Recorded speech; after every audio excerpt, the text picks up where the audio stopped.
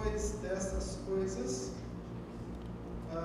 Deus pôs Abraão à prova e lhe disse: Abraão, este lhe respondeu: eis-me aqui. Deus continuou: pegue o seu filho, seu único filho, Isaque, quem você ama, e vá à terra de Moriá.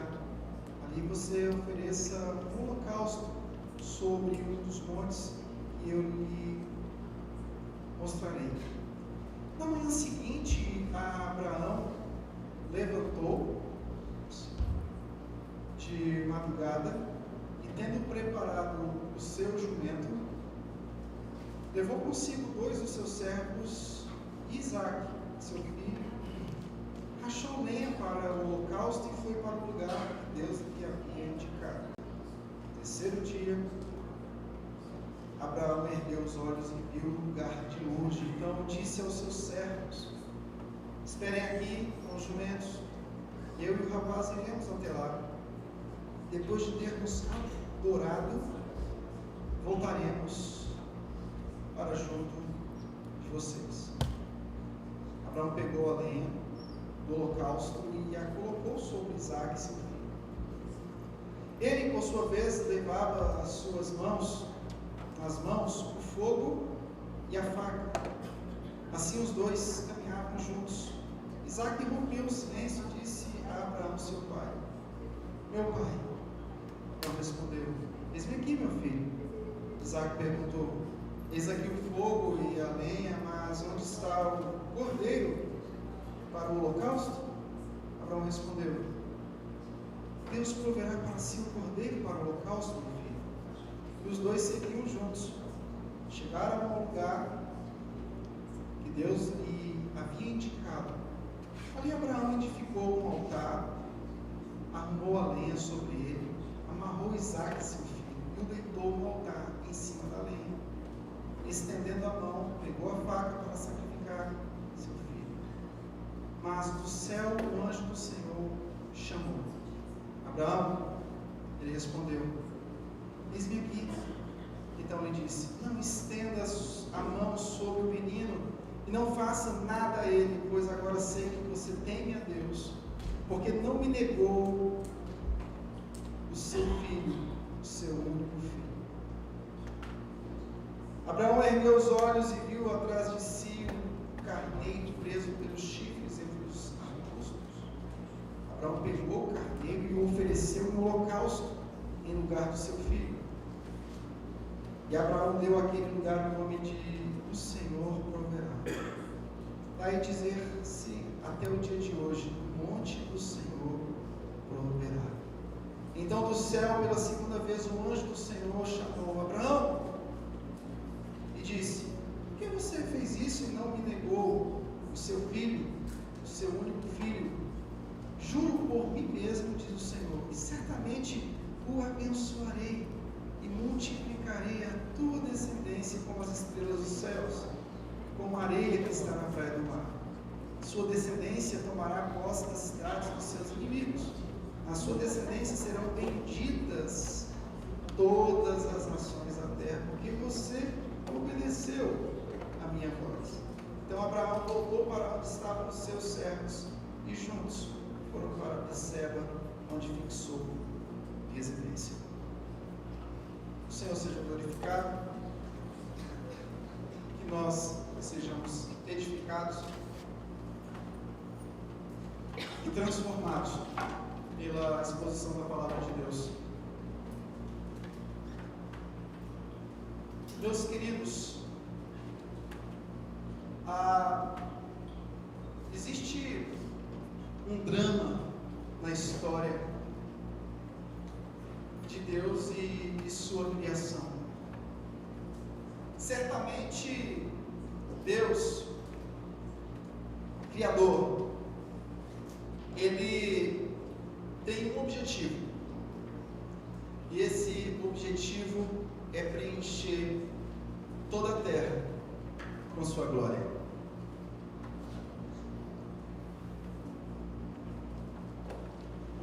Nós temos em toda a Escritura Sagrada a narrativa governo de Deus.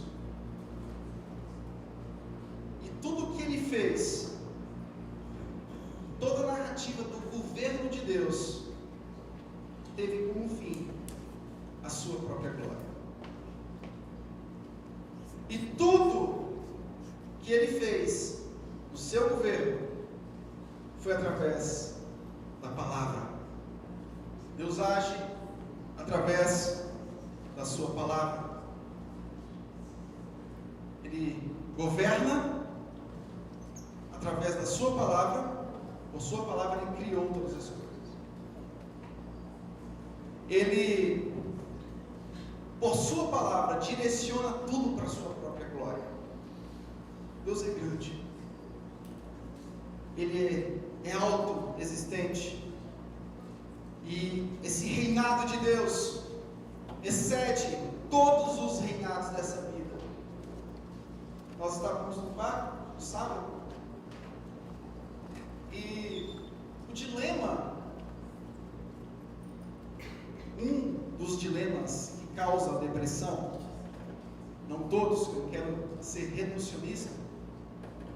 A depressão ela pode vir através do luto, do sofrimento, da dor, mas a principal causa da depressão é um coração governado por outros senhores. Um coração governado por outros deuses.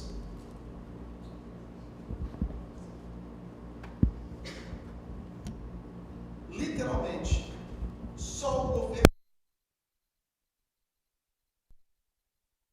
do homem a viver, o poder que vivifica, viver o poder da palavra que se fez carne,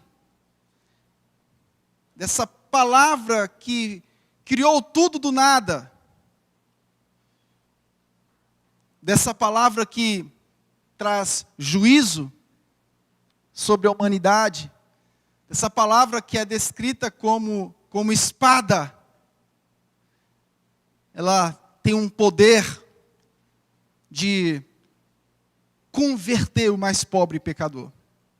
A palavra é o meio, é o instrumento de Deus. É a forma que Deus usa para criar, para governar, para trazer juízo e para revelar Cristo, o Deus Redentor sobre as nossas vidas. O Deus que se fez carne. O Deus que em forma de filho, na função de filho, passa a reinar com uma palavra que se fez carne e traz o reino de Deus para os nossos corações. E a nossa maior esperança, e a única.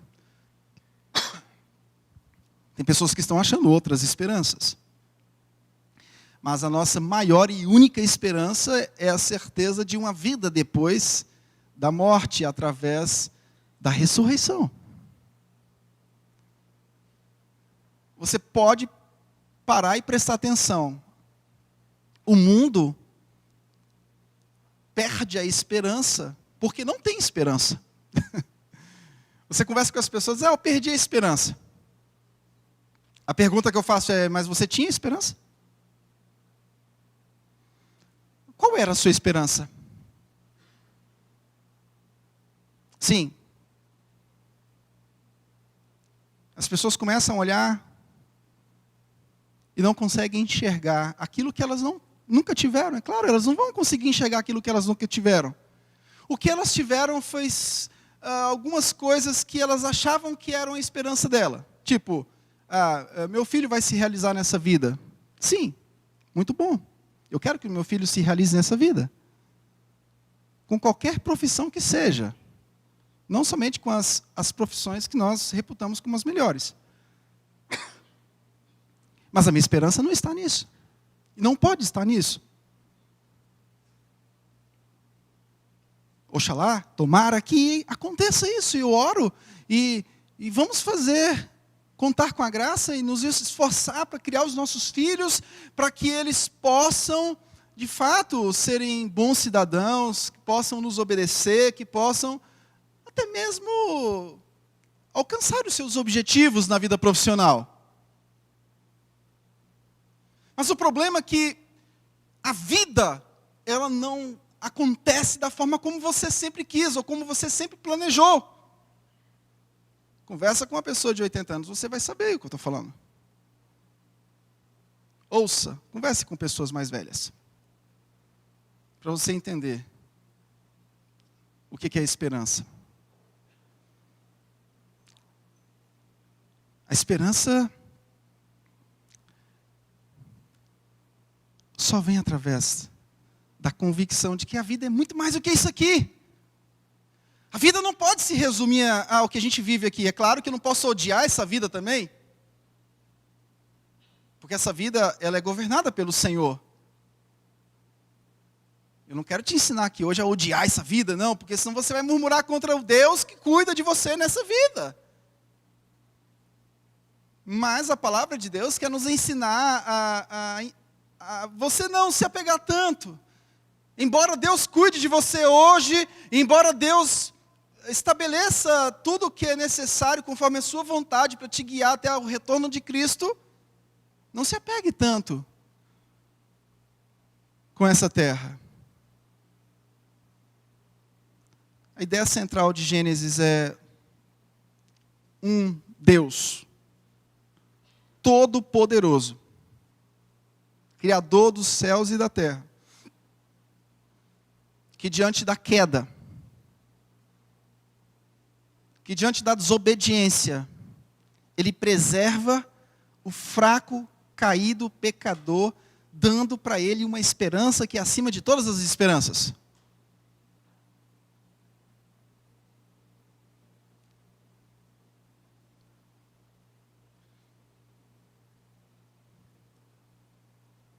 Eu quero fazer uma pergunta para você. Qual tem sido a sua esperança real? Porque parece que a gente ouve o Evangelho, e parece que ainda não está ouvindo o Evangelho.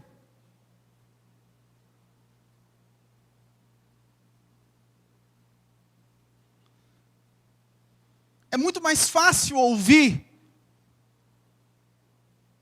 frases de efeito nas redes sociais do que ouvir o Evangelho. É muito mais cômodo ouvir isso do que ouvir o Evangelho. Nós temos preguiças de ouvir o Evangelho, de entender o Evangelho, de viver o Evangelho, porque nós preferimos um mamãozinho com açúcar. Olha que legal essa frase aqui. Olha esse pensamento que legal.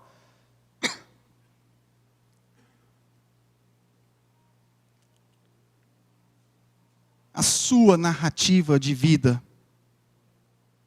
é importante. A sua dor, o seu sofrimento, não passa desapercebido diante de Deus. Nunca. Semana passada eu falei sobre Lucas. Em Lucas a gente vê um cuidado de Jesus com os pobres, com as mulheres, com as crianças, repreendendo os ricos, mas não fechando a porta do céu para eles, porque a salvação não depende de pobreza nem de riqueza, porque senão ninguém seria salvo. Depende unicamente da graça de Cristo Jesus, mediante a fé, e é dom de Deus.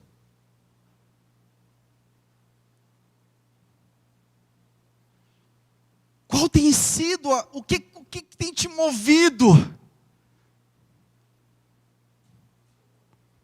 o que tem gerado esperança na sua alma.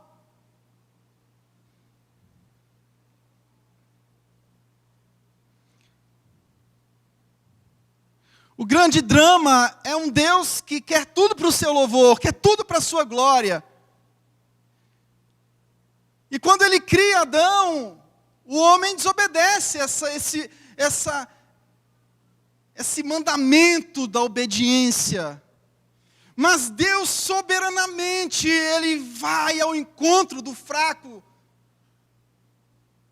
que fraquejou. Ele vai ao encontro da descendência. E Ele persegue, entregando uma grande promessa no capítulo 12 de Gênesis.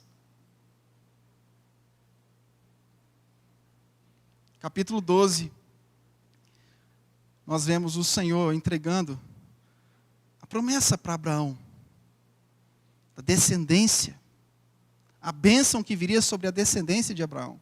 Aquilo que ele falou no capítulo 3, versículo 15, sobre a derrota de Satanás.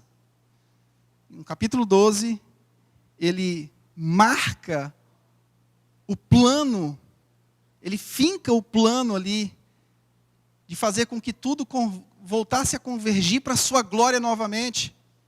E agora, no capítulo 22, nós temos o clímax. Gênesis pode ser dividido em duas partes. O Deus que mostra quem Ele é através da criação. O Deus que fala para o homem, não coma desse fruto, me obedeça. O Deus que revela a sua santidade e também o julgamento contra o pecado. Mas um Deus misericordioso, um Deus soberano, que mesmo diante da queda, Ele busca restaurar o homem, o seu povo, para que a glória dele fosse visível novamente. No capítulo 12 ao 50, Deus agora se revela de modo específico. Deus também vai falar dos mesmos temas, da natureza dele, a santidade dele. Ele vai falar da compaixão. Ele vai falar do projeto dele que envolve a soberania. E também vai trabalhar a resposta que nós damos de obediência, em virtude dessa fé, desse encontro salvífico. Como consequência, nós obedecemos ao Senhor. Como consequência, nós nos voltamos para Ele, nós nos firmamos nele. Como igreja do Senhor, diante desse Deus que se revela na criação, desse Deus que se revela mostrando que Ele iria cumprir a ordem de restaurar a sua glória na terra. Nós precisamos examinar a nós mesmos, diante desse Deus de ira e de graça. Examinar acerca da nossa real esperança, das nossas reais motivações.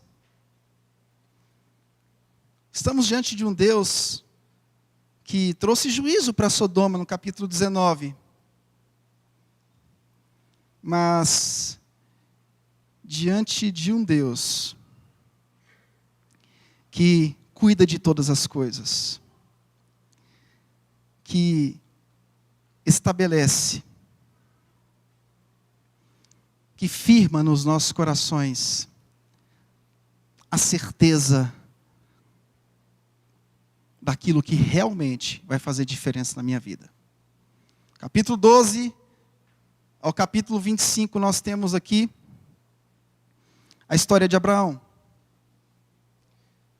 Abraão, ele está completamente envolvido com a palavra.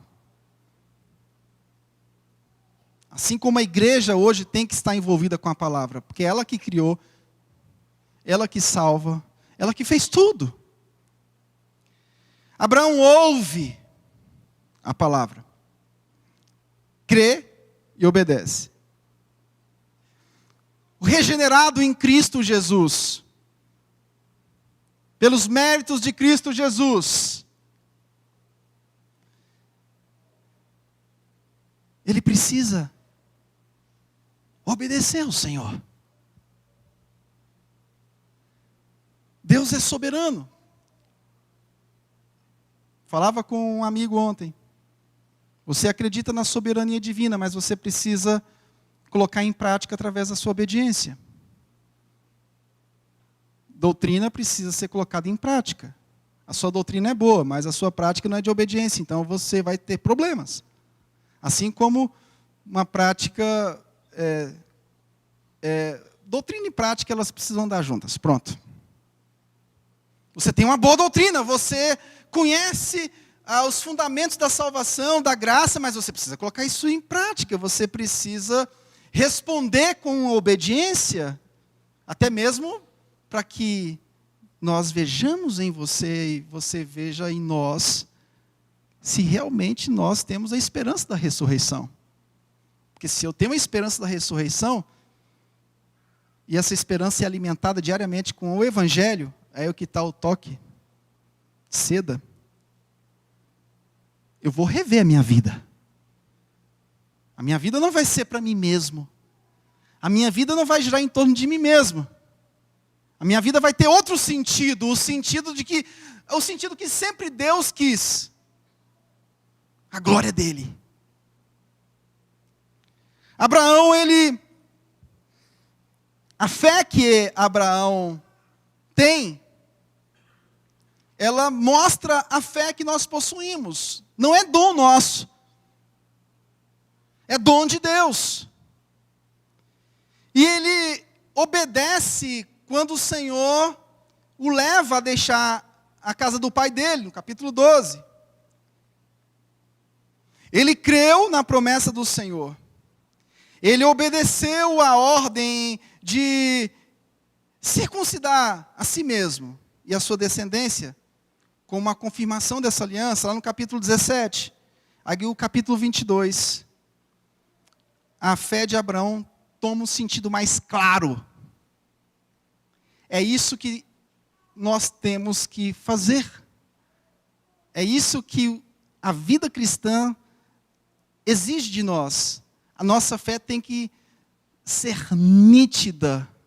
E o Evangelho nos ajuda para que a nossa fé seja clara.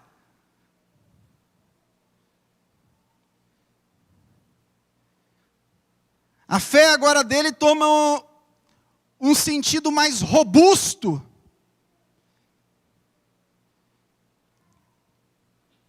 Versículo 8 diz, Abraão diz, Deus proverá para si o cordeiro para o holocausto, meu filho. Abraão levando o seu único filho para ser sacrificado, em obediência. E Deus o põe à prova. E ele cumpre a ordem de Deus. Mas ele cumpre essa ordem com fé.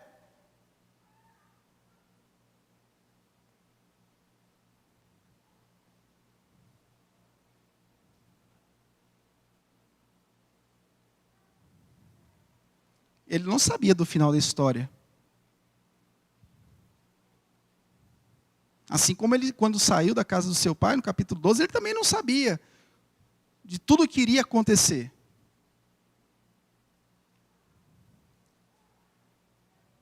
Mas tinha algo nele, que é algo que tem em você hoje. Você é um regenerado em Cristo Jesus. E essa regeneração, esse novo nascimento, deve nos conduzir para uma esperança maior do que a nossa dor. Maior do que o nosso sofrimento. Mas pastor, Deus não pode tirar minha dor, Deus não pode tirar meu sofrimento, Deus não pode mudar a minha vida aqui nessa terra, quer dizer que tudo se resume ao futuro. Pastor, o futuro está muito distante para mim, eu não consigo enxergar essa mensagem do futuro. A gente nunca vai conseguir enxergar a mensagem do futuro partindo do pressuposto que você só quer viver nesse presente. Tudo que te cerca é o presente. O evangelho não é, às vezes, é até pregado, mas ele está entrando aqui e saindo aqui.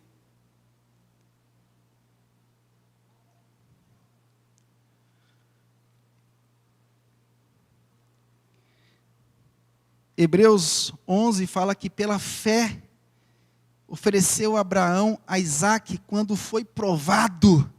Sim, aquele que recebera as promessas ofereceu o seu unigênito, sendo-lhe dito: em Isaque será chamada a tua descendência. Considerou que Deus era poderoso para até dos mortos o ressuscitar. Sim, essa era a fé que tinha em Abraão. E a fé que Deus colocou no seu coração pelo sacrifício e os méritos de Jesus Cristo.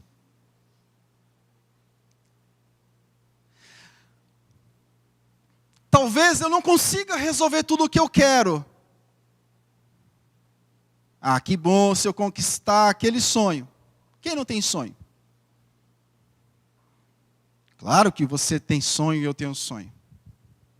Seria hipocrisia eu chegar aqui e querer matar os seus sonhos, porque eu tenho sonhos também. Mas o grande problema é que essa narrativa nossa, essa nossa história, que sempre tem a ver com provar para alguém alguma coisa, a nossa história se resume a isso. É aquela história, eu sofri tanto, mas hoje, vocês vão ver, eu venci.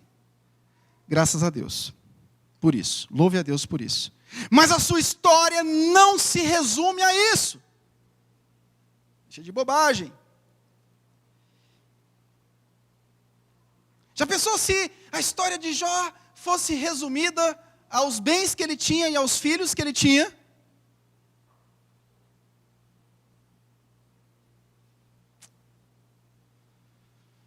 Ô Jó.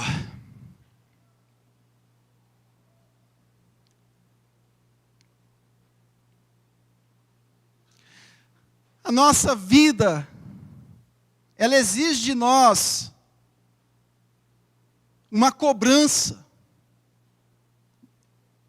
A nossa própria história joga na nossa lata, na nossa cara, tudo aquilo que a gente precisa ser. E a gente passa a viver essa vida tentando provar para as pessoas que nós vamos chegar lá. E quando a gente chega lá, você olha para baixo e diz: puxa, isso aqui, que é o topo? Ah, meu Deus, eu achava que era melhor. Eu continuo infeliz.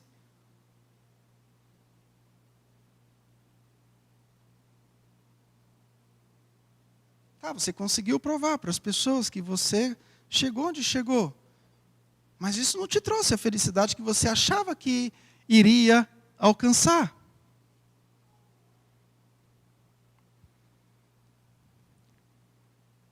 A fé da salvação, a fé verdadeira.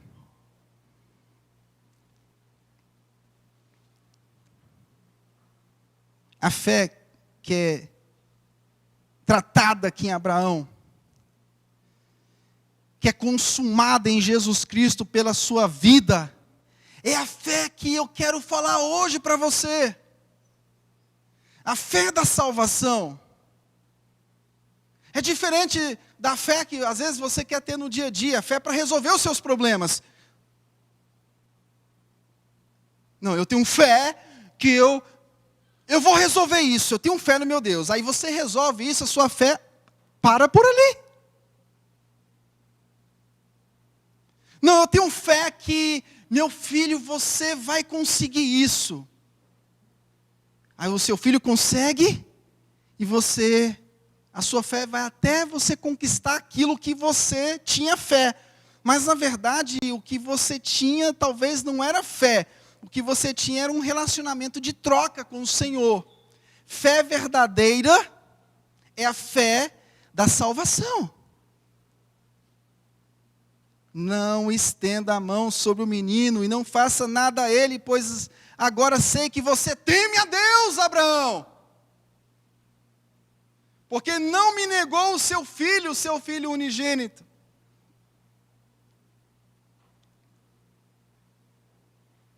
O que levou Abraão a levar Isaque ao lugar de sacrifício foi aquilo que deve nos levar a viver constantemente para a glória de Deus. Uma fé genuína, uma conversão genuína. Por isso que eu preciso ouvir o Evangelho toda hora. Porque esse é o tipo de fé. É a fé da ressurreição. Abraão tinha convicção de quem era o seu Deus. Mas ele tinha convicção de quem era o seu Deus, não somente no sentido de o livrar daquele cálice, assim como Cristo. Contudo, Senhor, seja feita a tua vontade e não a minha. A fé que Abraão tinha não é essa fé consumista, essa fé mercantilista. Você precisa ser um homem de fé como Abraão. Não. Nesse sentido, não. Porque o personagem central não é Abraão. O personagem central aqui é o Deus Trino, que diante da criação, da queda, Ele envolve o seu povo numa promessa e não larga o seu povo. Ele cuida do seu povo. Sim, esse Deus soberano põe Abraão à prova, mas ele vê ali o Deus que provê.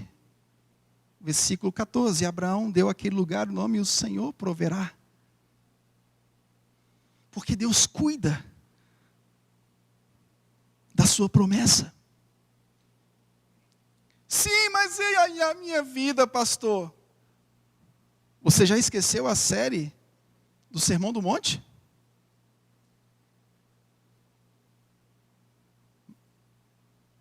Busque o reino de Deus sobre todas as coisas e sua justiça. E as demais coisas vos serão acrescentadas. A fé que talvez possa ter passado no seu coração, possa estar no seu coração, é um tipo de fé pagã, como era lá em Mateus 6, que a gente viu na série passada. Aquele tipo de fé que busca o seu Deus em virtude daquilo que Ele pode fornecer. O tipo de fé que é tratada em Abraão, que é consumada em Jesus, que é colocada no nosso coração, é uma fé da ressurreição. Essa mesma fé que Jesus explica para as irmãs de Lázaro. Oh Senhor, se o Senhor tivesse chegado aqui há mais tempo, meu irmão não tinha morrido.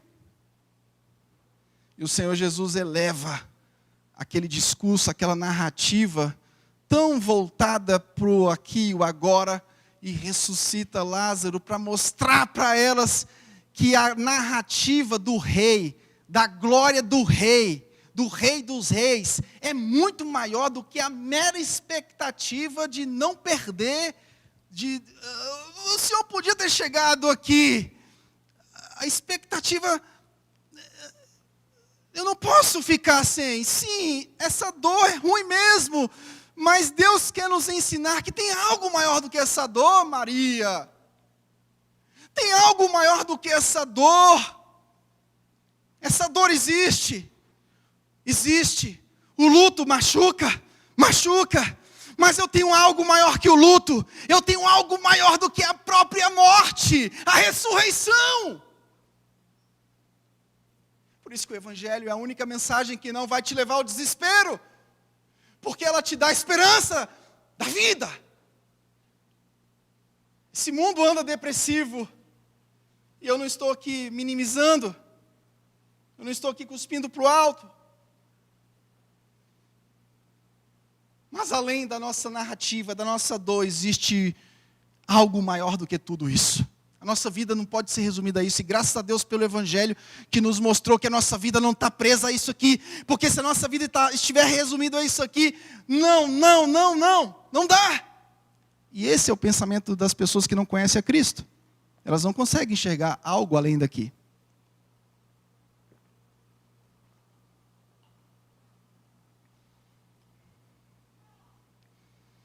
É a certeza de que o Senhor poderia restaurar, trazer Isaac de volta.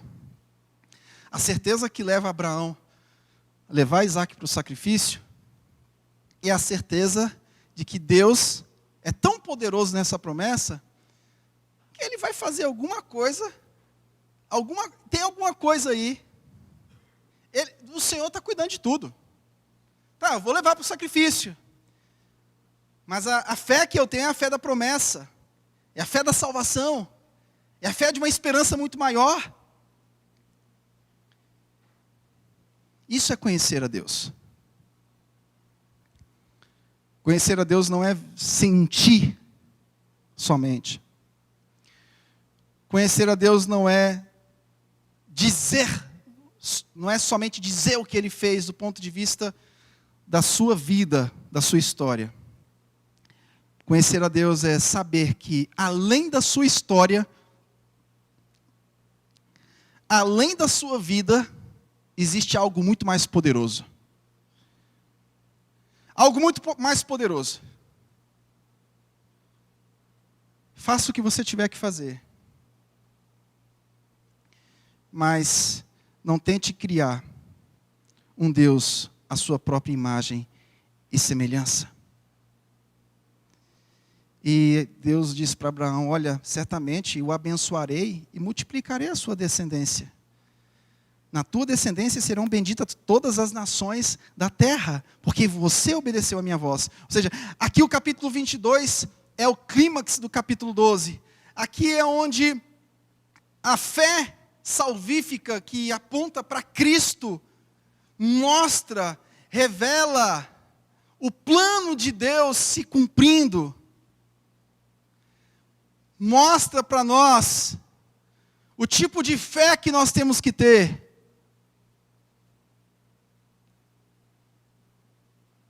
Eu quero fazer algumas perguntas para encerrar.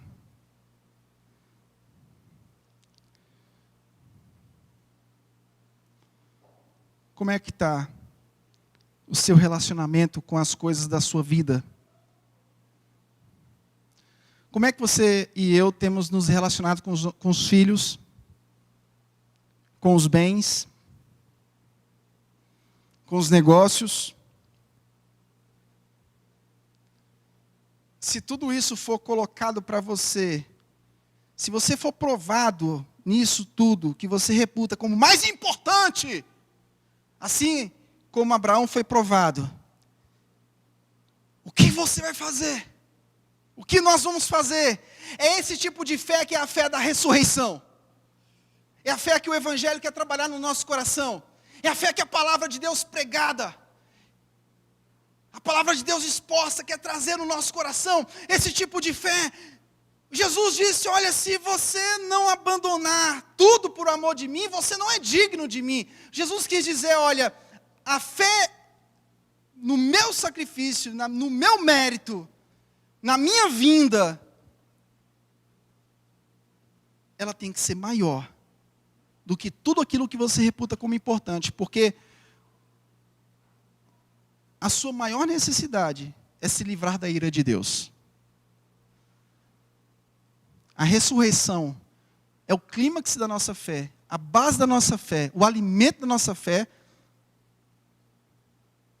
porque de fato, sem essa esperança, através de Cristo, nós estávamos destinados ao fogo do inferno.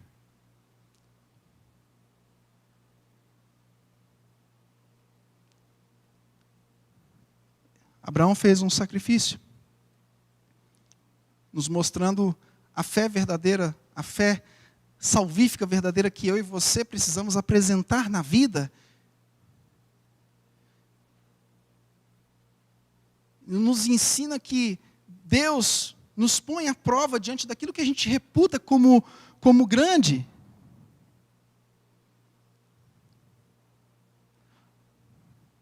Mas Deus fez um sacrifício maior. O sacrifício de entregar seu filho na cruz. O sacrifício de entregar seu filho para que todo que nele crê não pereça, mas tenha vida eterna. Sim, essa história não é sobre Abraão. O centro dessa história não é Abraão, mas é o Deus soberano que mostra através de Abraão a fé verdadeira que Ele iria colocar nos nossos corações quando Ele enviasse o seu Filho para morrer por nós. O centro dessa história, o personagem principal não é Abraão. Ele é chamado do pai da fé, mas não no sentido dele ser o personagem principal.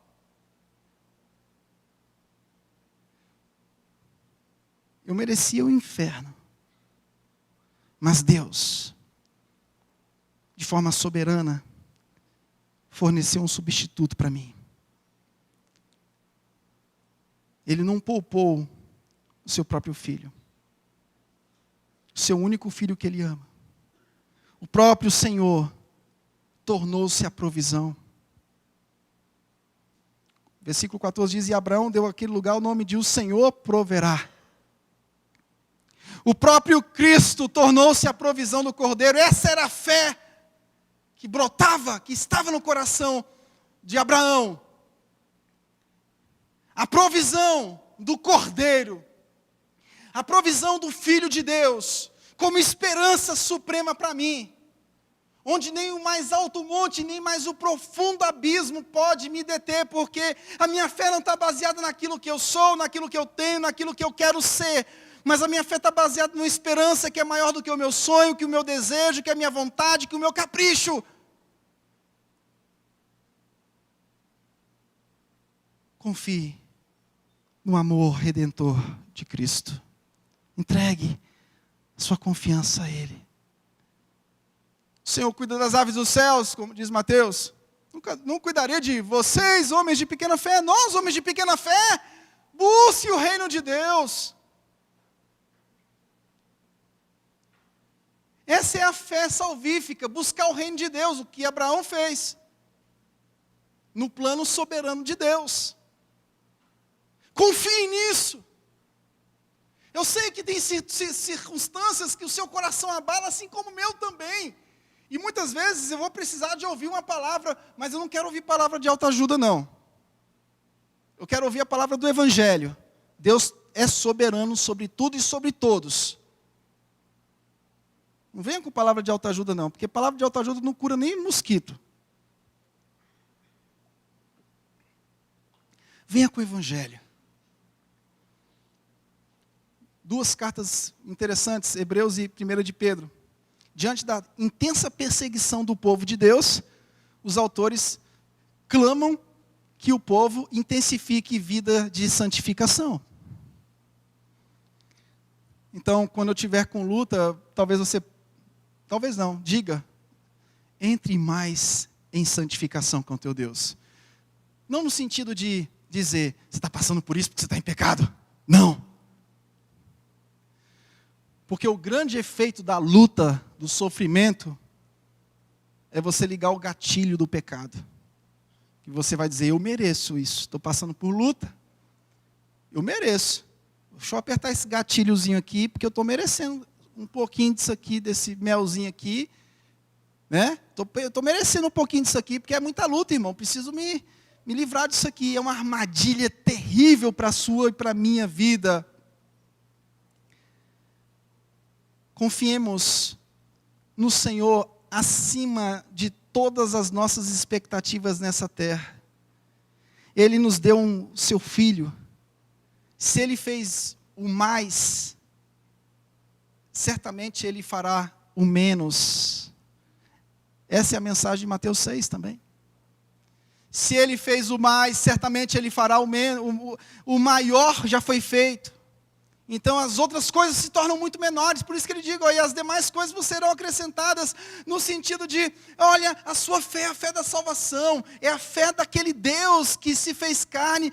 Essa fé te sustenta. O teu homem exterior pode estar se acabando com problemas, mas o interior se renova.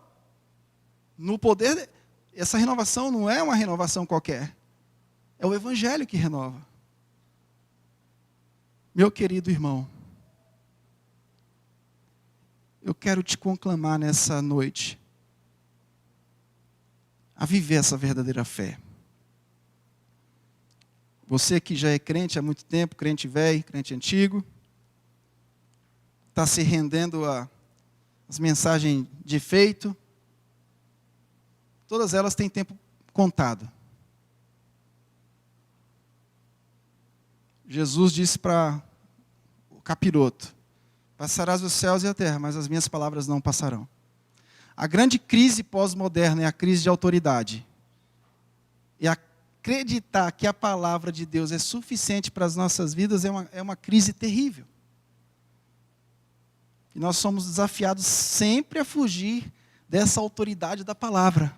A gente quer algo mais fácil, algo mais simples. Não tem algo mais simples do que o Evangelho. Eu quero te conclamar a viver essa fé verdadeira. Essa confiança no poder de Deus para a ressurreição.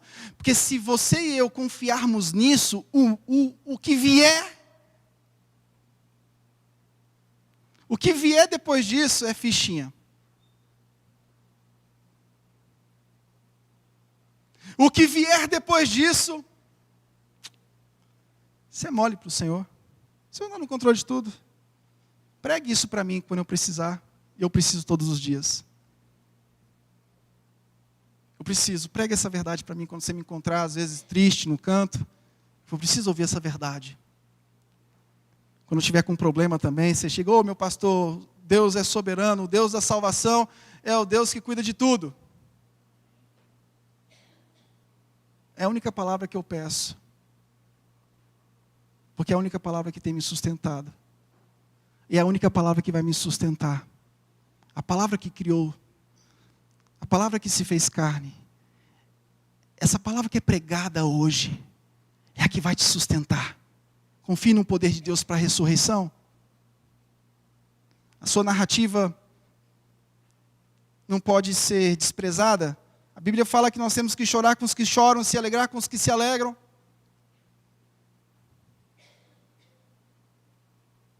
Mas existe algo maior do que a sua narrativa de vida. Se apegue a isso. A sua história pode te vencer. Rubinho Barrichello. Oxalá que você seja um Ayrton Senna da vida. Michael Schumacher. Eu nem sei os atuais, porque nunca mais eu assisti Fórmula 1. Só sei que tem um que já ganhou 8, 10, está perdendo até a graça. É octa já. Hamilton.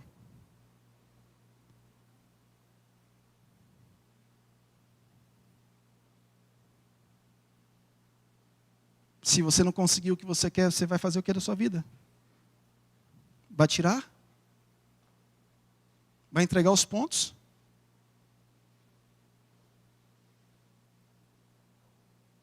Se você não conseguir o que você quer na sua vida, o que você vai fazer da sua vida?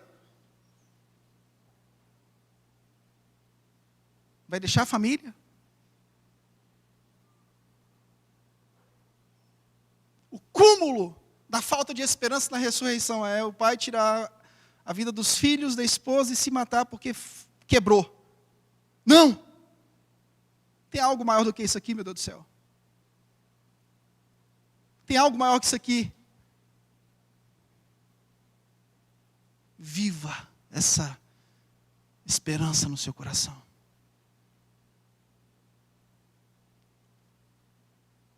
E você, meu irmão? E você que está aqui, talvez não conheça o Evangelho.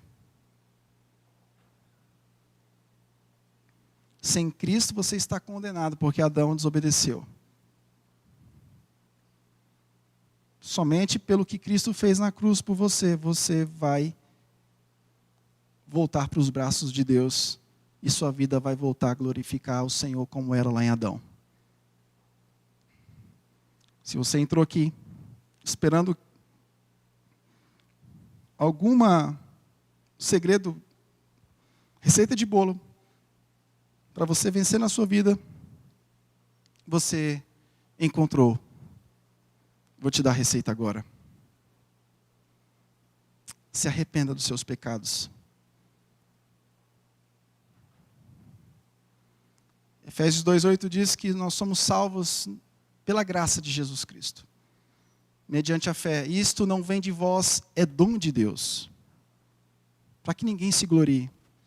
Você não é bom o suficiente para ser salvo por Deus.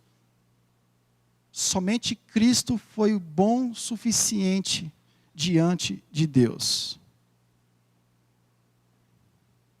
Embora você seja um homem bom, bom pai, bom filho, bom patrão, exemplar em tudo, você está condenado diante de Deus. Você precisa de Jesus Cristo.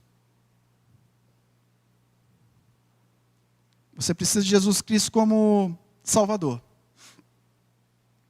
e como Senhor, para governar a sua vida e através da sua vida, juntamente conosco, com a igreja dele, refletir a glória de Deus no mundo.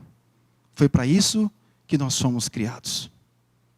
E Deus fez tudo isso, entregou o seu Filho para que a glória dele fosse visível. E todas as vezes que a gente age como Abraão, sendo posto à prova, sacrificando aquilo que a gente reputa como importante, diante da majestade de Deus, a glória de Deus se resplandece, é resplandecida através de nós. O que você está disposto a deixar nessa semana para que a glória de Deus seja visível no mundo? Cristo já te alcançou, você já conhece, mas Ele não está sendo mais glorificado, a glória dele não está sendo mais visível através da sua caminhada. O que está impedindo a glória dele de ser manifesta ao mundo? Quais são os deuses, os ídolos que estão entrando na tua alma, estão fazendo morada na tua alma e estão impedindo da glória dele resplandecer? Feche os seus olhos e medite nisso um pouco.